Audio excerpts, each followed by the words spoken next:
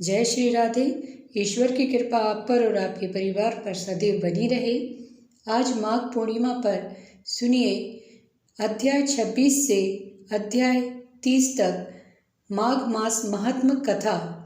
देवदूत ने कहा, केरल प्रदेशों में एक धनाढ्य ब्राह्मण जिसका नाम वसुधा था रहता था। समय की गति उसके धन का हरण उसके ही बंधु तथा बांधवों ने कर लिया।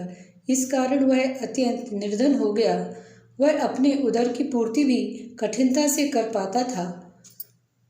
उदर पूर्ति के लिए वह जगह जगह भटकता फिरता तथा अनेक रोगों से पीड़ित भी हो गया। अपना अंत समय निकट सोचकर वह तीर्थ यात्रा पर निकल गया। समय की बलिहारी एक दिवस भूख से पीड़ित विंध्याचल पर्वत पर उसका प्राणांत हो गया। अंत समय उसका कोई भी बंधु बांधव उसके निकट नहीं था। उसकी अंत्येष्टि भी विधि पूर्वक नहीं हो सकी और मृत्यु के पश्चात वह प्रेत योनि को प्राप्त हुआ। प्रेत रूप में वह उसी वन में एक बड़ के पेड़ पर वास करने लगा। पिशाच योनि में वह अत्यंत दुखी रहता। वह निरंतर सोचता कि पिछले जन्म में उसने जाने अथवा अनजाने कोई दुष्ट कर्म नहीं किया था, फिर उसको यह पाप योनि क्यों मिली। दिव्य दृष्टि से उसको पता चला कि अनेक जन्म पूर्व उसने कुछ दुष्ट कर्म किए थे तथा ब्राह्मण योनि में वह विद्वान होते हुए भी अधर्मी बना रहा। कभी उसने सत्कर्म नहीं किए, पेटू ब्राह्मण ही बना रहा। जो व्यक्ति मनुष्य योनि में धर्म कार्य अथवा दान आदि नहीं करता, माता पिता की सेवा नहीं करता, चुगली निंदक तथा हिंसक बना रहता है, वह अगले जन्म में निकृष्ट योनि को प्राप्त होता है तथा मृत्यु के पश्चात भी दुखी भोगता है। एक दिवस विंध्याचल पर्वत पर वापस जाते समय उस प्रेत ने एक ब्राह्मण का गागर भरे जल की कंधे पर ले जाते देखा। वह ब्राह्मण त्रिवेणी पर स्नान करके पवित्र हृदय से माता पिता के उपयोग हेतु भरी गागर में पवित्र जल ले जा रहा था। भयानक प्रेत योनि युक्त केरल के ब्राह्मण ने उस पथिक ब्राह्मण का मार्ग रोक लिया और भयानक वाणी में बोला, भय मत करो, मैं अत्यंत प्यासा हूँ, मुझे जल दे दो। पथिक उस भयंकर रूप को देखकर भय से कांपने लगा तथा कातर वाणी से बोला, अरे तू कौन सा भयंकर जीव है। तेरी प्रकृति भयानक है, परंतु तू दुर्बल, पतला तथा परेशान भी दिखाई देता है। प्रेत ने कहा, हे धर्मात्मा, मैं पिछली योनि में उत्तम कुल का ब्राह्मण था। मैंने ब्राह्मण होते हुए भी दान धर्म यज्ञ तप नहीं किया, कभी रात्रि में जागरण करके ईश्वर वंदना नहीं की, कभी पितरों का तर्पण व श्राद्ध भी नहीं किया। अतः मैं अपने ही बांधवों द्वारा सताया गया तथा निकृष्ट प्रेत योनि को प्राप्त हुआ। पूर्व जन्मों के कारण इस वन में अनेक उपभोग व खाने योग्य वस्तुतः हैं, बहुत सी वस्तुएं हैं, परंतु मैं ज्ञान नष्ट होने के कारण कुछ भी खाने योग्य नहीं हूँ। तुम्हारे भरे जल की गागरों को देख मुझे पिछला जन्म स्मरण हो आया है, अतः प्यास जागृत हो गई है। वैसे मैं प्रेत योनि में केवल वायु पीकर सर्पों की तरह जीवित हूँ। हे ब्राह्मण, आपको देखकर मुझे स्मरण होने लगा है कि आप विष्णु भक्त हो। यह सत्य है कि दूसरे का धन हरण करने वाले, नीचे, क्रूप, मूर्ख, बेईमान, माता पिता, द्रोही, नीतिहीन, दुर्गुण, डरपोक, नपुंसक सदैव दुखी भोगते हैं। यह भी सत्य है कि जो व्यक्ति धूप, गुड़, तिल, गाय, स्वर्ण, चांदी, धन, भोजन, वस्त्र आदि दान देते हैं, वह मनुष्य योनि में तथा मृत्यु के पश्चात भी सुख भोगते हैं। मुझे सारस के वचन याद आ रहे हैं, जो अत्यंत धर्मात्मा था तथा ब्रह्म कृपा स्वरूप इस नदी तट पर विचरण करते समय संयोगवश उसका मेरे से मिलाप हो गया था। उसके वचन अत्यंत मधुर तथा कर्णप्रिय थे, जो मुझको आज भी याद आ रहे हैं। 26वां अध्याय समाप्त होता है। अब सुनिए 27वां अध्याय। पथिक ब्राह्मण ने उत्सुकता पूर्वक प्रेत से आग्रह किया कि वह सारस के वचन उसे सुनाए। प्रेत बोला, हे ब्राह्मण, इसी पर्वत खंड के मध्य गुही नामक एक नदी बहती है। वह एक पहाड़ी नदी है। उसमें अथाह जल है तथा उसका जल अत्यंत निर्मल है। उस नदी के दोनों किनारों पर जामुन के अनेक आकर्षक पेड़ हैं तथा उसके किनारों पर हाथियों के झुंड विचरण करते रहते हैं। एक दिवस मैं थक कर चूर एक वृक्ष के निकट झाड़ीदार स्थान पर विचरण कर रहा था कि मुझे दूर नदी तट पर एक सारस दंपत्ति दिखाई दिए। वे आपस में किलोल कर रहे थे। जब वह थक गए तो वहीं एक बड़ी शिला की आड़ में निद्रा मग्न हो गए। जिस समय वे निद्रा मग्न थे, एक लाल मुख वाला विशाल बंदर अपनी पूंछ फटकारता हुआ उधर से निकला। बंदर की आवाज़ सुनकर सरसी जाग गई और भाग खड़ी हुई। निकट के पक्षी भी भैंसे चीखते हुए भाग गए, परंतु सारस की निद्रा भंग नहीं हुई। सरसी दूर भाग भाग कर शोर मचाने लगी, सारस को जगाने लगी, परंतु सारस की आंख नहीं खुली। लाल बंदर ने अचानक सारस को देखा और उसको जोर से पकड़ लिया। सारस की आंख खुल गई। वह डर तथा भय से कांपने लगा। वह समझ गया कि किसी भी क्षण वह बानर उसको समाप्त कर सकता है।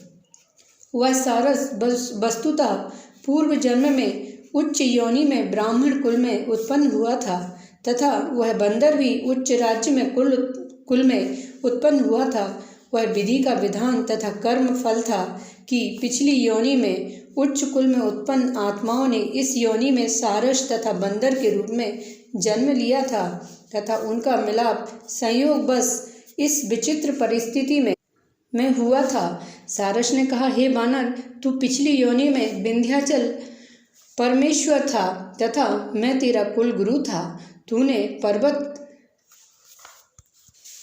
पर्वत ईश्वर होते हुए भी प्रजा को बहुत सताता तथा तूने अथाह धन एकत्रित किया। प्रजा के श्राप के कारण मुझे कुंभी नामक एक नरक मिला। तू भी पाप भोगने के कारण ही बानर योनि को प्राप्त हुआ।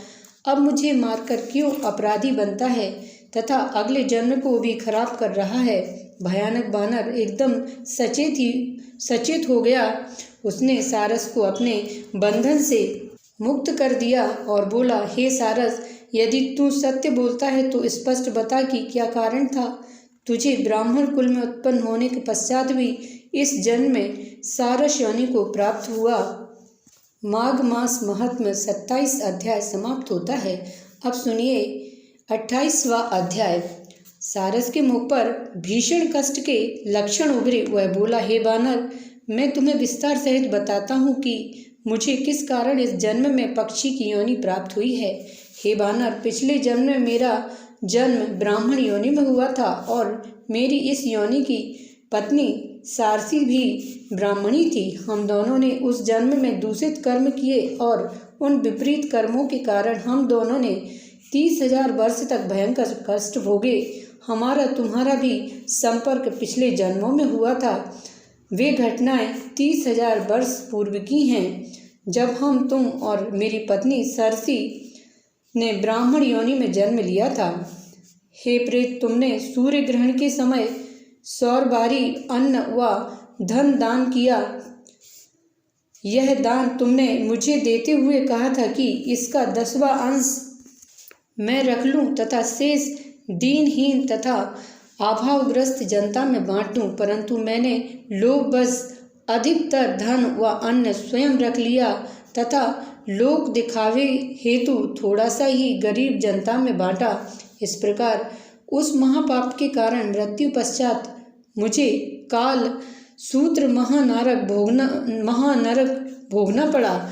नरक महाभयानक है। इस नरक में मुझे यमदूतों ने 30,000 वर्ष तक रुधिर तथा पीप सरोवर में उल्टा लटका दिया तथा मुझे दारुण दुख झेलने पड़े। वहाँ भयानक जंतु गिद्ध तथा कौवों ने मेरी आत्मा तक क्षत विक्षत कर दी। मुझे जहरीले कीड़े मकोड़े ने भी कठिनतम दुख दिए। इस प्रकार 30,000 वर्ष तक घोर दुख व कष्ट झेलने के पश्चात मुझे यह पक्षी योनि प्राप्त हुई है। मेरे साथ पूर्व जन्म की मेरी पत्नी को भी अधर्म का धन व अन्न का सेवन करने के कारण कष्ट सहने पड़े। परंतु उसके कष्ट मेरी तुलना में कम थे। मृत्यु के पश्चात धर्म अधर्म का फल प्रत्येक जीव को कर्म अनुसार भोगना पड़ता है। इस सारस योनि के पश्चात संभवतः हम दोनों को मनुष्य योनि प्राप्त होगी। मानव शरीर अत्यंत भाग्य व अच्छे कर्मों के पश्चात ही मिलता है। यह दुर्लभ योनि है। तुम्हारा उदाहरण भी प्रत्यक्ष है। तुम राजा थे, तुम्हारा जन्म उच्च कुल में हुआ था, परंतु अपने कर्मों के भोग के फलस्वरूप तुम्हें वानर योनि प्राप्त हुई है। मैं भी सारथी के साथ वन में अपने काल की प्रतीक्षा कर रहा हूँ। वानर कातर वाणी में बोला, हे सारस, तुमने मेरे अधर्म युक्त नेत्र खोल दिए हैं। तुम धन्य हो जो तुम्हें पिछले जन्म की स्मृतियाँ स्मरण हैं तथा तुमने पूर्व जन्म की स्मृतियाँ मेरी जानकारी में ला दी। मेरा अब अज्ञान नष्ट हो गया है। मुझे अब शांति का आभास हो रहा है। मेरा हृदय शांत हो गया है। मेरे में अतीव ज्ञान उदयमान हो रहा है। मैं धन्य हो गया हूँ। वानर बोला, हे सारस, अब मुझे बताओ कि किस प्रकार मैं अपने पापों से मुक्त हो सकता हूँ तथा इस निकृष्ट पशु योनि से मुक्ति पा सकता हूँ। सारस बोला, हे वानर, मैं सारथी के साथ त्रिवेणी स्नान को जा रहा हूँ। त्रिवेणी के स्नान के पश्चात हम दोनों की मुक्ति अवश्य ही होगी। हमें अगले जन्म में अवश्य ही उच्च कुल की मानव योनि प्राप्त होगी। मानव योनि के पश्चात ही शुद्ध कर्मों के फलस्वरूप ही प्राणी जन्म जन्म के बंधनों से मुक्त हो सकता है तथा मुक्ति प्राप्त हो सकती है, जिससे प्रभु चरणों में हम सदैव सदैव के लिए आत्मलीन हो सकें। वानर बोला, हे धर्मात्मा सारस, मुझे क्षमा करो, मुझे क्षमा करो। मुझे भी त्रिवेणी का मार्गदर्शन करा दो, जिससे तुम्हारे साथ साथ मैं भी इस पाप योनि से मुक्ति पा सकूं। सारस हंसा और बोला, मुझे पता है कि तुम हमारे साथ ही प्रयागराज को प्रस्थान करोगे तथा हम तीनों एक साथ मुक्ति पाएंगे। प्रेत बोला, इस प्रकार वानर, सारस व सारथी एक साथ त्रिवेणी को प्रस्थान कर गए। मुझे पता है कि वहाँ उन तीनों को मुक्ति प्राप्त हो गई थी। प्रेत योनि होने के कारण उनको स्वर्ग में आनंद मग्न रूप में देखा है। प्रेत योनि युक्त केरल का ब्राह्मण बोला, हे विप्र, मुझे पता है कि तुम्हारी गागर में गंगा जल है। मैं तुमसे प्रार्थना करता हूँ कि गंगा जल का दान देकर मेरी तृष्णा दूर कर दो तथा तत्पश्चात बिना देर करे मेरे ऊपर गंगा जल डाल दो, जिससे मैं प्रेत योनि से मुक्ति पा सकूं। पथिक बोला, हे प्रेत, मैं धर्म संकट में फंस गया हूँ। मैं यह जल अपने माता पिता के लिए त्रिवेणी में स्नान करने के पश्चात लाया हूँ। मेरे माता पिता जो अत्यधिक वृद्ध तथा रुग्ण हैं, वे बेचैनी से इस जल की प्रतीक्षा कर रहे हैं। मुझे डर है कि देर करने से कहीं वह अत्यंत अधीर न हो जाएं और बिना जल ग्रहण किए वे स्वर्ग न सिधार जाएं। वस्तुतः मेरे माता पिता अत्यंत वृद्ध हैं तथा मृत्यु शैया पर जीवन की अंतिम घड़ियां गिन रहे हैं। उनकी मृत्यु निकट है। प्रेत पथिक की बात सुनकर शांत हो गया। वह बोला, हे पथिक, माता पिता की सेवा करना उत्तम धर्म है, अतः तुम शीघ्र जाकर अपने माता पिता की आकांक्षाएं पूर्ण करो। बीच में ही विप्र ने प्रेत आत्मा को टोका व बोला, हे प्रेत, मैंने निश्चय किया है कि इस जल से तुम्हारी रक्षा करूं तथा तुम्हें सभी कष्टों तथा इस प्रेत योनि से मुक्ति दिला दूं। परोपकार से बड़ा अन्य कोई धर्म नहीं है। मैं शीघ्र वापस प्रयागराज जाकर माता पिता के लिए शुद्ध गंगा जल लाऊंगा। मुझे विश्वास है कि मेरे माता पिता को गंगा जल लाने तक कुछ भी नहीं होगा। यह कहकर पथिक ने गंगा जल से भरी दोनों गागर प्रेत आत्मा को दे दी। प्रेत आत्मा ने श्रद्धापूर्वक जल से स्नान किया तथा जल पान किया। तत्पश्चात उसे तुरंत ही प्रेत योनि से मुक्ति प्राप्त हो गई तथा दिव्य देह को प्राप्त हो गया। वह माघ का मास था। इस प्रकार केरल के ब्राह्मण ने प्रेत योनि से मुक्ति पाई। मुक्ति पाने के पश्चात तुरंत अब उसने माघ स्नान के लिए त्रिवेणी को प्रस्थान कर दिया। प्रयागराज में संगम के पश्चात उसे मुक्ति प्राप्त हुई तथा जन्म जन्म के बंधन से मुक्त हो गया। माघ मास महात्म्य 28 अध्याय समाप्त होता है। अब सुनिए 29वां अध्याय। प्रयाग महात्म्य। लोमिस ऋषि ने कहा, हे ब्राह्मण, मैंने तुम्हें हिंदू धर्म के अति पवित्र माघ स्नान की कथाओं का वर्णन किया है। अब तुम्हारे लिए अति उत्तम है कि तुम्हारे पुत्र गंधर्व कन्याओं के साथ मेरे साथ प्रयागराज चलें।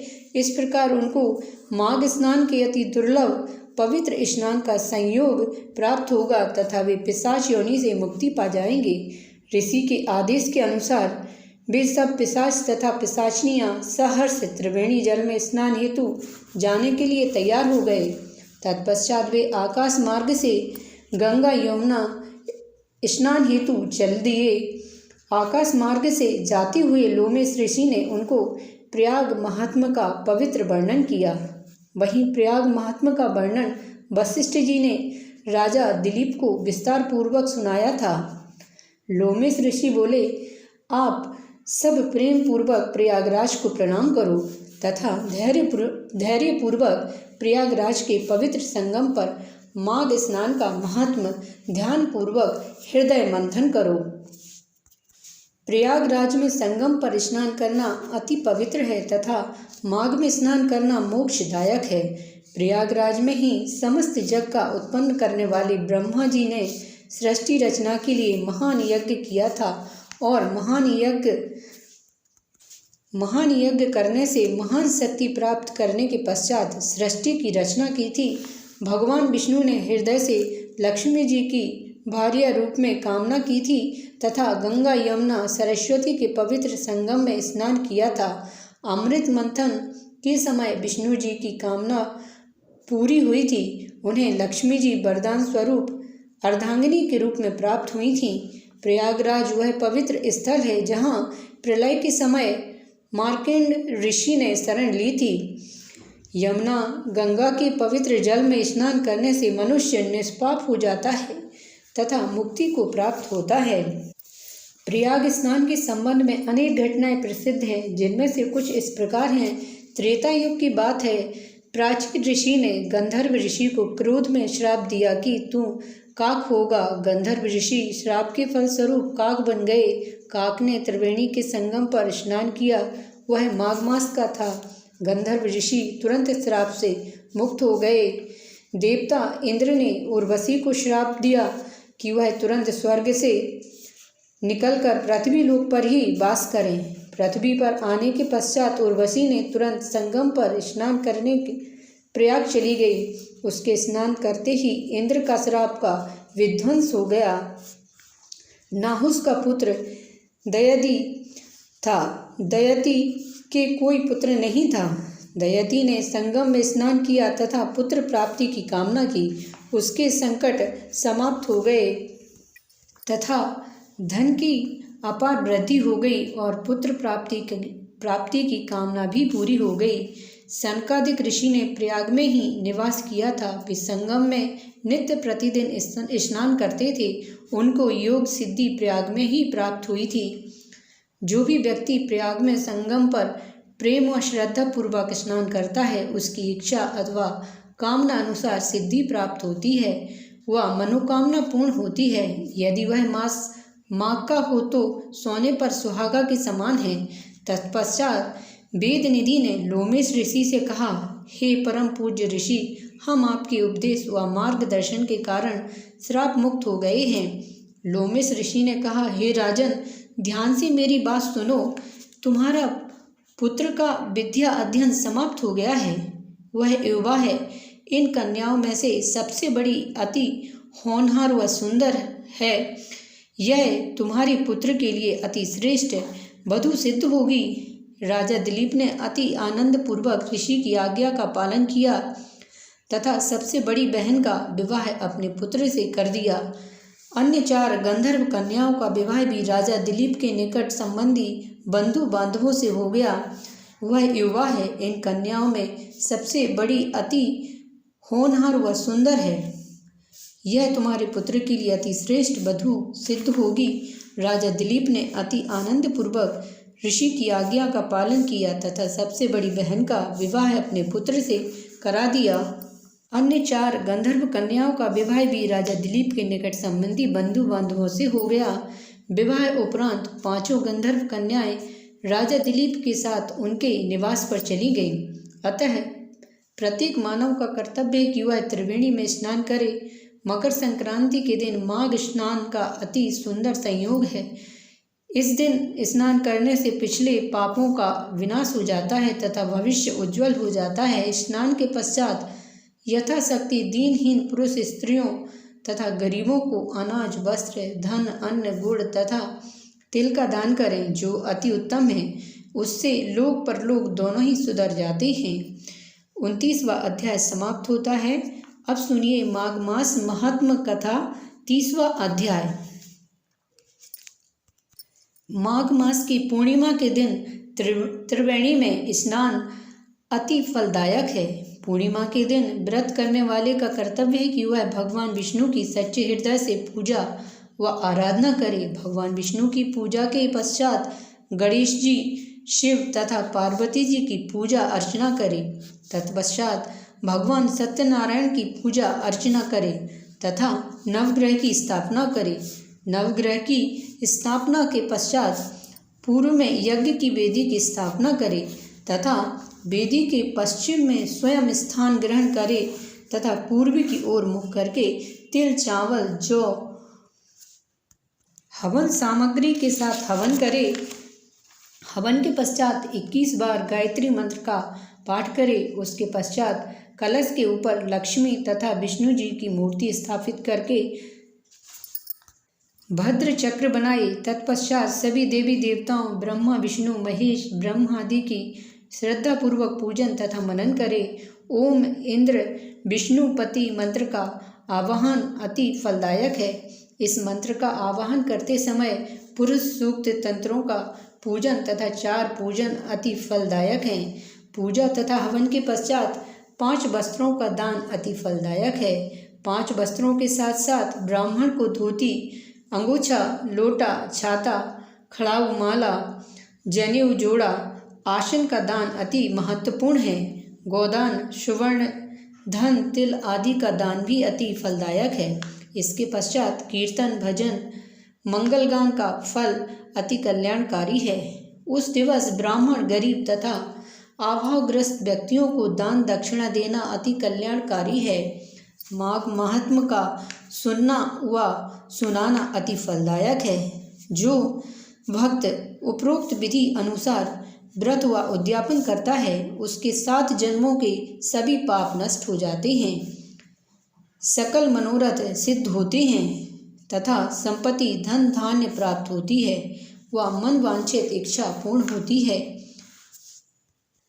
चैनल पर पहली बार आए हैं तो आज पूर्णिमा पर चैनल को सब्सक्राइब करना बिल्कुल मत भूलिएगा और कमेंट सेक्शन में जय श्री हरि विष्णु, जय माँ लक्ष्मी, ओम नमः शिवाय जरूर लिखिए। मिलते हैं अगले वीडियो में। जय श्री राधे।